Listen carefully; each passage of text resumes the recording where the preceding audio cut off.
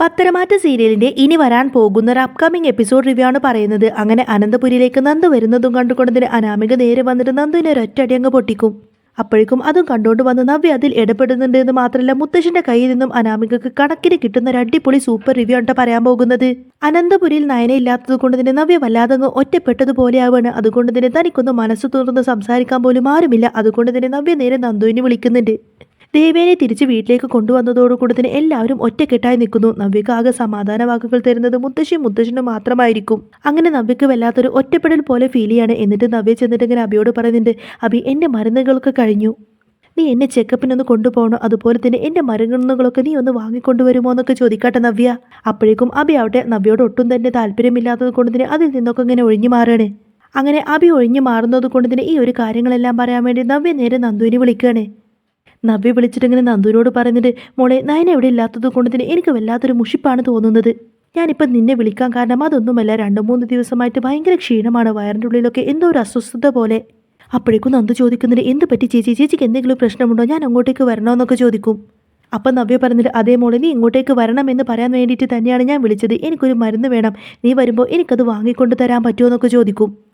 എന്നിട്ട് നന്ദുവിനിങ്ങനെ ഓർമ്മ വന്നുകൊണ്ട് തന്നെ നന്ദു ചോദിക്കുന്നുണ്ട്, ചേച്ചി ഞാനിപ്പോൾ ഇനി അങ്ങോട്ടേക്ക് വന്നാലും പ്രശ്നമല്ലേ ചേച്ചി, അതുകൊണ്ട് മരുന്ന് വാങ്ങിച്ചിട്ട് ഞാൻ അച്ഛൻ്റെ കയ്യിൽ കൊടുത്തു വിട്ടാൽ മതിയോ എന്ന് ചോദിക്കും.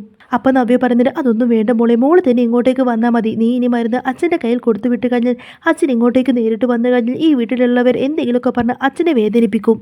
അച്ഛൻ ഇവിടെ നിന്ന് സങ്കടപ്പെട്ട് ഇറങ്ങി പോകുന്നത് കണ്ടു നിൽക്കാൻ എന്നെ കൊണ്ടും കഴിയില്ല. അപ്പം നന്ദു പറയുന്നുണ്ട്, എന്നാൽ പിന്നെ എനിക്കൊതൊന്നും പ്രശ്നമില്ല ചേച്ചി, ഞാൻ തന്നെ മരുന്നുമായിട്ട് വാങ്ങിച്ചുകൊണ്ട് വരാം. അങ്ങനെ നന്ദു ഫോൺ കട്ട് ചെയ്തിങ്ങനെ തിരിഞ്ഞു നോക്കുന്ന സമയത്തിന് ഗോവിന്ദൻ അവിടെ നിൽക്കുന്നുണ്ടാവും. എന്താടി ആരെ വിളിച്ചത്, നവ്യാണോ എന്ന് ചോദിക്കുന്ന സമയത്തിന് നന്ദു പറയുന്നത്, അതെ അച്ഛാ, ചേച്ചിക്ക് എന്നെ കാണണമെന്ന് പറഞ്ഞ് ചേച്ചി അങ്ങോട്ടേക്ക് ചെല്ലാൻ വേണ്ടിയിട്ടാണ് വിളിച്ചത്. ഇപ്പോൾ വല്യമ്മ അങ്ങോട്ടേക്ക് വന്നതിന് ശേഷം എല്ലാവരും ഒറ്റക്കെട്ടായി നിൽക്കുന്നു, ചേച്ചിയോടൊന്നും മിണ്ടാനോ സംസാരിക്കാനോ ആരും തന്നെ ഇല്ല. നയനേച്ചി പോലും അവിടെ ഇല്ലാത്തത് കൊണ്ട് തന്നെ നവ്യേച്ചി അവിടെ ഒറ്റപ്പെട്ടതുപോലെയാണ് എന്നൊക്കെ പറയും. അപ്പോഴേക്കും ഗോവിന്ദൻ പറഞ്ഞത്, എന്തായാലും എൻ്റെ കുഞ്ഞിനെ ഇങ്ങോട്ടേക്ക് കൊണ്ടുവരാൻ പറ്റാത്തൊരവസ്ഥയിലായല്ലോ, എനിക്ക് ഏതായാലും അവളെ ഒന്ന് കാണണം. നീയും നവ്യയും തമ്മിൽ സംസാരിക്കുന്ന സമയത്തിന് എൻ്റെ കുഞ്ഞിന് എന്തോ ഒരു ബുദ്ധിമുട്ടുള്ളത് പോലെ എനിക്ക് തോന്നി, അതുകൊണ്ട് ഇപ്പം തന്നെ എനിക്ക് എൻ്റെ കുഞ്ഞിനെ കാണണം എന്നൊക്കെ ഇങ്ങനെ ഗോവിന്ദൻ പറയുന്ന സമയത്തിന് നന്ദു പറയുന്നുണ്ട്, ചേച്ചിക്ക് അങ്ങനെയുള്ള പ്രശ്നങ്ങളൊന്നും ഇല്ല അച്ഛാ, ചേച്ചി എന്നെ ഒന്ന് കാണാനും മനസ്സ് തുറന്ന് സംസാരിക്കാനും വേണ്ടിയിട്ടാണ് വിളിക്കുന്നത്. അപ്പോൾ ഗോവിന്ദൻ ചോദിക്കുന്നുണ്ട്, എന്ത് നീ തനിച്ച് അങ്ങോട്ടേക്ക് പോവാനോ? ഇല്ല, ഒരിക്കലും അത് ശരിയാവില്ല, അവിടെ ആ മറ്റേ പെണ്ണുള്ളതാണ് അനാമിക, നീ ഇനി അങ്ങോട്ടേക്ക് കയറി ചെന്ന് ആനി കൊച്ചിനെ അത് വല്ലാതെ വേദനിപ്പിക്കും, അതുകൊണ്ട് നീ ഏതായാലും അനന്തപുരിയിലേക്ക് പോവണ്ട എന്ന് പറയാട്ടെ ഗോവിന്ദൻ. അപ്പോൾ കനകദുർഗ പറയുന്നത്, അതെങ്ങനെ ശരിയാവും ഗോവിന്ദൻ്റെ, അവൾക്ക് അവളുടെ ചേച്ചീനെ കാണണമെന്നുണ്ടെങ്കിൽ അവൾ അനന്തപുരിയിലേക്ക് പോയല്ലേ പറ്റുള്ളൂ. ഒരു കാര്യം ചെയ്യേ, ഇനി നന്ദുമോനെ ഒറ്റയ്ക്ക് പറഞ്ഞേക്കണ്ട, നിങ്ങളും കൂടെ ചെല്ലുമെന്ന് പറയും. അപ്പോൾ നന്ദു പറയുന്നത്, അതൊന്നും വേണ്ട അമ്മേ, അച്ഛനെ കൊണ്ടുപോവേണ്ട, ഞാൻ തനിച്ച് തന്നെ അങ്ങോട്ടേക്ക് പോയിക്കോളാം. ഇനി ഒരു പക്ഷേ അച്ഛനെ കൊണ്ടുപോയി കഴിഞ്ഞാൽ അവളുള്ളവർ എന്തൊക്കെയാണ് എപ്പോഴൊക്കെയാണ് പറയാമെന്നറിയില്ല, അത് പിന്നെ അച്ഛനെ വിഷമായിരിക്കും. നമ്മുടെ അച്ഛനെ എല്ലാവരും ചേർന്ന് ഇങ്ങനെ അപമാനിക്കുന്നത് കണ്ടു നിൽക്കാൻ എന്നെ കൊണ്ട് കഴിയില്ല അമ്മേ. അച്ഛനും അമ്മയൊന്നും എൻ്റെ കൂടെ വരണ്ട, ഞാൻ തനിച്ച് തന്നെ പോയിക്കോളാം, അവിടെ ഇനി എന്ത് തന്നെ പ്രശ്നമുണ്ടായാലും എൻ്റെ ചേച്ചി അല്ലാതാവില്ലല്ലോ. അങ്ങനെ അച്ഛനോടും അമ്മയോടും യാത്ര പറഞ്ഞു കൊടുത്തിന് നന്ദു നേരെ നവ്യയുടെ അടുത്തേക്ക് പോവുകയാണ്. നന്ദു പോയതിന് ശേഷം കനകദുർഗ ഇങ്ങനെ പറഞ്ഞിട്ട്, ഇനി എൻ്റെ കുഞ്ഞിനും കൂടി നല്ലൊരു ജീവിതം കിട്ടണം, എന്നാവോ ഇനി എൻ്റെ മോളുടെ ജീവിതം ഒന്ന് പച്ച പിടിച്ച് കാണാമെന്നൊക്കെ പറയുന്ന സമയത്തിന് ഗോവിന്ദൻ പറയുന്നുണ്ട്, അവളായിട്ടാണല്ലോ ഇത് തുടക്കം കുറിച്ചത്, അതുകൊണ്ട് അവളുടെ തെറ്റുകളെല്ലാം തന്നെ ദൈവം പുറത്തു കൊടുക്കട്ടെ എന്ന് പറയും. നന്ദു നേരെ നവ്യയുടെ ആ ഒരു മരുന്നെല്ലാം വാങ്ങിച്ചു കൊണ്ടായിരിക്കട്ടെ അനന്തപുരിയിലേക്ക് പോകുന്നത്. എന്നാൽ അനന്തപുരിയിലേക്ക് നന്ദു എത്തുന്നതോടുകൂടി തന്നെ ഉമ്മറത്ത് തന്നെ നിൽക്കുന്നുണ്ടാവും അനാമിക. നന്ദു അങ്ങോട്ടേക്ക് കയറി വരുന്നത് കാണുന്ന സമയത്തിന് അനാമികക്ക് അങ്ങ് ദേഷ്യം വരും. എന്നാൽ അനാമികയെ ഒന്ന് കണ്ട കൂസല് പോലുമില്ലാതെ നന്ദു നേരെ അകത്തേക്ക് അങ്ങ് കയറി പോകുന്ന സമയത്തിന് അനാമിക ദേഷ്യപ്പെട്ട് അവിടെ അങ്ങ് പിടിച്ചു നിർത്തിക്കൊണ്ട് തന്നെ ചോദിക്കുന്നത്, എങ്ങോട്ടേക്കാണ് നീ ഇങ്ങനെ കയറി പോകുന്നത്, ആരോട് ചോദിച്ചിട്ടാണ് നീ ഈ വീടിൻ്റെ അകത്തേക്ക് കയറിയത് എന്നിങ്ങനെ അനാമിക ചോദിക്കുന്ന സമയത്തിന് നന്ദു പറയുന്നത്, അതിനിത് നിന്റെ വീടൊന്നും അല്ലല്ലോ, അതുകൊണ്ട് തന്നെ ഈ വീട്ടിലേക്ക് കയറി വരാൻ എനിക്ക് നിന്നോട് ചോദിക്കേണ്ട ആവശ്യമില്ല, ഈ വീട്ടിൽ നിന്നെ പോലെ തന്നെ സ്വാതന്ത്ര്യം എനിക്കുമുണ്ട് എന്നിങ്ങനെ നന്ദു പറയുന്ന സമയത്തിന് അനാമിക ചോദിക്കുന്നത്, ആഹാ അത് കൊള്ളാലോ, നീ എന്താ ഇവിടുത്തെ മരുമകളാണോ, ഈ വീട്ടിലെ 2 പുറംപോക്കുകളായ മരുമക്കളുടെ അനിയത്തി എന്ന സ്ഥാനം മാത്രമല്ലേ നിനക്കുള്ളൂ, അല്ലാതെ അനിയുടെ ഭാര്യ എന്ന സ്ഥാനമൊന്നും നിനക്കില്ലല്ലോ. എന്നാൽ ഇത് കേൾക്കുന്ന സമയത്തിന് നന്ദുവിന് അങ്ങ് ദേഷ്യം വരണ്ട്. എന്നിട്ട് നന്ദു ഇങ്ങനെ അനാമികയോട് ചോദിക്കുന്നത്, എടി നീ എന്താണ് ഇങ്ങനെ ആയിപ്പോയത്, അനി കെട്ടിയ താലി പോലും നിന്റെ കഴുത്തിലുണ്ട്, എന്നിട്ട് പോലും നീ എന്തിനാണ് നിന്റെ സ്വന്തം ഭർത്താവിനെ ഇങ്ങനെ സംശയിക്കുന്നത്. അപ്പോൾ അനാമിക പറഞ്ഞത്, അതേരി എൻ്റെ കഴുത്തിൽ അനി താലി കെട്ടിയതാണ്, അതുകൊണ്ട് തന്നെ ഇനിയും നീ അനിയെ ഇങ്ങനെ മനസ്സിലിട്ട് നടക്കണ്ടായെന്ന് എനിക്ക് നിന്നോട് പറയാനുള്ളത് എന്ന് പറയും. അപ്പോഴേക്കും ഇത് കേൾക്കുമ്പോൾ നന്ദുവിന് അങ്ങ് ദേഷ്യം വരികയാണ്. എടി എന്തിനാണ് ഇങ്ങനെ വൃത്തികേട് പറയുന്നത്, സ്വന്തം ഭർത്താവിനെ പറ്റിയിട്ടാണ് നീ ഇങ്ങനെ പറയുന്നത് എന്ന ബോധം പോലും നിനക്കില്ലേ, നിന്റെ സംസാരമെല്ലാം കേട്ടിട്ട് എനിക്ക് നിന്നെ 2 പൊട്ടിക്കാനാണ് തോന്നുന്നത്, എൻ്റെ കയ്യ് ധരിക്കുന്നു, പക്ഷേ എൻ്റെ സ്റ്റാൻഡേർഡ് വിട്ടിട്ട് ഒരിക്കലും കളിക്കാൻ എനിക്ക് തോന്നുന്നില്ല. നീ പുറത്തെ വല്ലവരുമായിരുന്നെങ്കിൽ നിന്റെ ചെകിട ഞാൻ അങ്ങ് അടിച്ചു പൊട്ടിച്ചേനെ. നീ അനന്തപുരിയിൽ ഒരാളാണ് എന്നതുകൊണ്ട് മാത്രമാണ് നിന്നെ ഞാൻ വെറുതെ വിടുന്നത് എന്നൊക്കെ പറയും. എന്നാൽ വീണ്ടും വീണ്ടും അനാമിക ഇങ്ങനെ നന്ദുവിനായിട്ട് വഴക്ക് പറയുന്ന സമയത്തിന് ഒന്ന് പോടി നരുന്ന് പെണ്ണെ, വെറുതെ ഇങ്ങനെ വായിട്ട് ചിലക്കാതെ എന്നൊക്കെ പറഞ്ഞുകൊണ്ട് തന്നെ നന്ദു അങ്ങോട്ടേക്ക് കയറി പോകുന്ന സമയത്ത് തന്നെ അനാമികക്ക് അങ്ങ് ദേഷ്യം വന്നിട്ട് ചോദിക്കുന്നുണ്ട്, എടി എന്താണ് നീ എന്നെ പറഞ്ഞത്? അവിടെ നിൽക്കണി, നീ എങ്ങോട്ടേക്കടി പോകുന്നത് എന്നൊക്കെ പറഞ്ഞുകൊണ്ട് തന്നെ നന്ദുവിൻ്റെ കയ്യും പിടിച്ചു വലിച്ചുകൊണ്ട് തന്നെ അനാമിക നന്ദുവിൻ്റെ കരണത്തിട്ട് ഒരൊറ്റ ഒന്നങ്ങ് പൊട്ടിക്കാണ്. പക്ഷേ യാദൃശ്ചികമായി മുത്തശ്ശനും മുത്തശ്ശിയും അങ്ങോട്ടേക്ക് വരുന്ന സമയത്തിന് അനാമിക നന്ദുവിനെ ഇട്ട് ഇങ്ങനെ പൊട്ടിക്കുന്നതായിട്ടാണ് കാണുന്നത്. ഇത് കണ്ടതോടു കൂടി തന്നെ മുത്തശ്ശൻ ആകെ ഞെട്ടിപ്പോവാണ്. എന്നിട്ട് അനാമിക എന്നൊരൊറ്റ വെടിയായിരിക്കും. അപ്പോഴേക്കും അനാമിക ഇങ്ങനെ മനസ്സിൽ ചിന്തിക്കുന്നുണ്ട്, ഈശ്വര, ഈ കിളവിന് ഇങ്ങോട്ടേക്ക് വരാൻ കണ്ടൊരു സമയം എനിക്ക് ഇവളുടെ മേൽ പ്രതികാരം വീട്ടാൻ കിട്ടിയൊരു സമയമായിരുന്നു. എല്ലാം ഈ കിളവൻ നശിപ്പിച്ചു. ഇനിയിപ്പോൾ ഇതിൻ്റെ പേരിലായിരിക്കും ചോദ്യവും പറച്ചിലും. ഇതും കേട്ടുകൊണ്ട് തന്നെ മുത്തശ്ശി ചോദിക്കുന്നത്, എടി നീ എന്താണ് ഇങ്ങനെ നിന്ന് പിറുപിറുക്കുന്നത്? നീ എന്താ പറഞ്ഞത്? പറയാനുള്ളതൊക്കെ മുഖത്ത് നോക്കി പറയടി. ഒരു വീട്ടിലേക്ക് വന്ന അതിഥിയോട് നീ ഇങ്ങനെയാണ് പെരുമാറുന്നത്.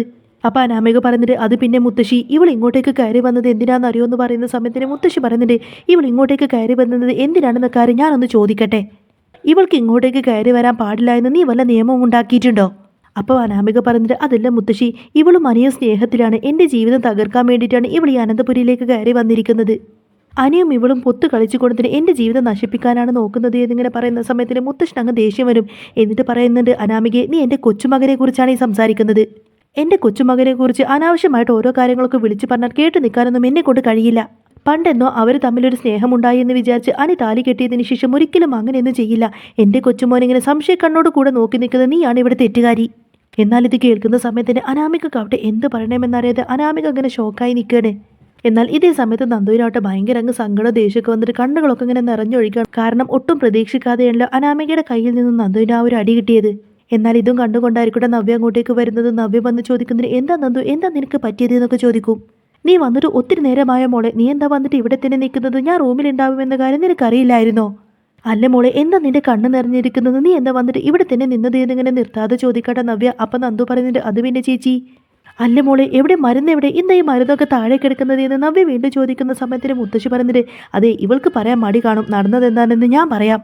മുത്തശ്ശി പറഞ്ഞിട്ട്, അതെ, ഇവൾ നിന്റെ അനിയത്തിയെ അടിച്ചിരിക്കുന്നു, അനാമിക നന്ദുമോളെ അടിച്ചിരിക്കുന്നു എന്നങ്ങ് മുത്തശ്ശി പറഞ്ഞതോടുകൂടി തന്നെ ഇത് കേൾക്കുന്ന നവ്യക്ക് ഭയങ്കര അങ്ങ് ദേഷ്യം വരികയാണെന്ന് മാത്രമല്ല നവ്യ നേരെ അനാമികയുടെ അടുത്തേക്ക് പാഞ്ഞെടുത്തുകൊണ്ട് തന്നെ അനാമിക ഇങ്ങനെ വലിച്ചഴച്ചുകൊണ്ട് തന്നെ മുഖത്തേക്കിട്ട് ഒരൊറ്റ അടി അങ്ങ് പൊട്ടിക്കുകയാണ്. അപ്പോഴേക്കും നവ്യയുടെ ആ അടിയുടെ ഫോഴ്സിൽ തന്നെ അനാമികയുടെ പല്ലൊക്കെ ഇളകിയിട്ട് ചോരയൊക്കെ വരാൻ തുടങ്ങും. അനാമികക്ക് അങ്ങ് വല്ലാതാവുന്നുണ്ട്. അനാമിക തൻ്റെ ദേഹത്തും കയ്യിലൊക്കെ ഇങ്ങനെ ചോര പുരളതെല്ലാം കണ്ടുകൊണ്ട് തന്നെ ഭയങ്കര അങ്ങ് ദേഷ്യപ്പെട്ടുകൊണ്ട് തന്നെ ചോദിക്കുന്നുണ്ട്, എടി നീ എന്താണ് ഈ കാണിച്ചത് എന്നൊക്കെ ചോദിക്കട്ടോ. ഒട്ടും പ്രതീക്ഷിക്കാതെ നിൽക്കുന്ന സമയത്തായിരുന്നല്ലോ നവ്യയുടെ കയ്യിൽ നിന്ന് ഇങ്ങനെ ഒരു അടി കിട്ടിയത്. എന്നിട്ട് എന്താണ് നീ കാണിച്ചത് എന്നൊക്കെ ചോദിച്ചുകൊണ്ട് തന്നെ അനാമിക ഇങ്ങനെ അലമുറയിട്ട് നവ്യയുടെ നേർക്കങ്ങ് വരുന്ന സമയത്തിന് മുത്തശ്ശൻ അങ്ങ് ദേഷ്യം വരും. എന്നിട്ട് പറയുന്നത്, അനാമികയെ നിർത്തടി എന്നങ്ങ് പറയട്ടെ മുത്തശ്ശൻ. എന്നിട്ട് മുത്തശ്ശൻ ഇങ്ങനെ ചോദിക്കുന്നത്, എടി അനാമിക, നീ എന്താടി വിചാരിച്ച് വെച്ചേക്കുന്നത്? ഇവിടെയുള്ള ഈ വീട്ടിലെ എല്ലാവരും നിനക്ക് ഇഷ്ടം പോലെ അടി പൊടി എന്നൊക്കെ വിളിക്കാമെന്നോ? ഈ വീട്ടിലെ അധികാരമെല്ലാം ഈ വീട്ടിലേക്ക് ആര് വരണം ആര് വരണ്ട എന്ന കാര്യങ്ങളൊക്കെ തീരുമാനിക്കാനുള്ള അധികാരം ഞാൻ എന്താ നിന്നെ ഏൽപ്പിച്ചിട്ടുണ്ടോ? ഈ അനന്തപുരിയിലെ എന്തെങ്കിലും അധികാരമോ അവകാശമോ എന്തെങ്കിലും ഞാൻ നിനക്ക് തന്നിട്ടുണ്ടോടി? നീ എന്തൊക്കെയാടി കാണിച്ചു കൂട്ടുന്നത്? വരുന്നവരൊക്കെ അപമാനിക്കലും അവരുടെയൊക്കെ കരണത്തടിക്കലാണോ നിന്റെ ജോലി? ഞാനൊരാണായതുകൊണ്ട് മാത്രമാണ് ഞാൻ നിന്നെ അടിക്കാതിരിക്കുന്നത്. ഏതായാലും ഞാൻ നിന്നെ അടിക്കാനിരുന്ന അടിയാണ് നവ്യമോള് നിന്നെ അടിച്ചത്. അതിലെനിക്ക് ഒത്തിരിയധികം സന്തോഷമായി. നവ്യോട് ശരിക്കും നിനക്കിട്ട് പൊട്ടിക്കാനാണ് പറയേണ്ടത്. ഇനിയും ശരിക്കും നിനക്ക് നവ്യയിൽ നിന്ന് അടി കിട്ടണം. എന്നാൽ ഇതെല്ലാം കേൾക്കുന്ന സമയത്തിന് അനാമികക്ക് ഭയങ്കര അങ്ങ് സങ്കടാവുകയാണ്. എന്നിട്ട് മുത്തശ്ശൻ ഇങ്ങനെ ചോദിക്കുന്നത്, എടി ഇതാണോ നിന്റെ സ്വഭാവം? നിന്റെ അച്ഛനമ്മമാരെ ഞാൻ ഇങ്ങോട്ടേക്കൊന്ന് വിളിപ്പിക്കട്ടെ? ഇങ്ങനെയാണോ അവർ നിന്നെ വളർത്തി വെച്ചേക്കുന്നത്? നന്ദു ഇങ്ങോട്ടേക്ക് വരുന്നത് നിനക്ക് ഇഷ്ടമല്ല എങ്കിൽ ഇപ്പോഴും നിനക്ക് എൻ്റെ കൊച്ചുമകനെ സംശയമാണെങ്കിൽ ഇനിയും നീ അവൻ്റെ ജീവിതത്തിൽ നിൽക്കേണ്ട കാര്യമില്ല. അങ്ങനെ സംശയിച്ചുകൊണ്ടാണ് നീ എൻ്റെ കൊച്ചുമകൻ്റെ കൂടെ കഴിയുന്നതെങ്കിൽ ഇനി ഒരിക്കലും നീ ഇവിടെ നിൽക്കേണ്ട കാര്യമില്ല. നിനക്കിപ്പം തന്നെ ഇവിടെ നിന്ന് പടിയിറങ്ങാമെന്ന് പറയട്ടെ മുത്തശ്ശൻ. എന്നാൽ മുത്തശ്ശൻ്റെ വാക്കെല്ലാം കേൾക്കുന്ന സമയത്തിന് മുത്തശ്ശൻ തന്നോട് പടിയിറങ്ങി പോകാൻ പറഞ്ഞതോടുകൂടെ തന്നെ എന്ത് ചെയ്യണമെന്നറിയാതെ അനാമിക ആകെ ഷോക്കായിട്ട് ഇങ്ങനെ നിൽക്കുന്നതും കാണിച്ചുകൊണ്ടാണ് കേട്ടോ എപ്പിസോഡ് പൂർണ്ണമാവുന്നത്. അപ്പോൾ നിങ്ങൾക്ക് ഈ ഒരു ചാനൽ ഇഷ്ടമായി എന്നുണ്ടെങ്കിൽ എന്നും ഇതേപോലത്തെ റിവ്യൂസൊക്കെ കേൾക്കാൻ താല്പര്യമുണ്ടെങ്കിൽ തീർച്ചയായിട്ടും നിങ്ങൾ എൻ്റെ ചാനൽ സബ്സ്ക്രൈബ് ചെയ്ത് സപ്പോർട്ട് ചെയ്യണേ.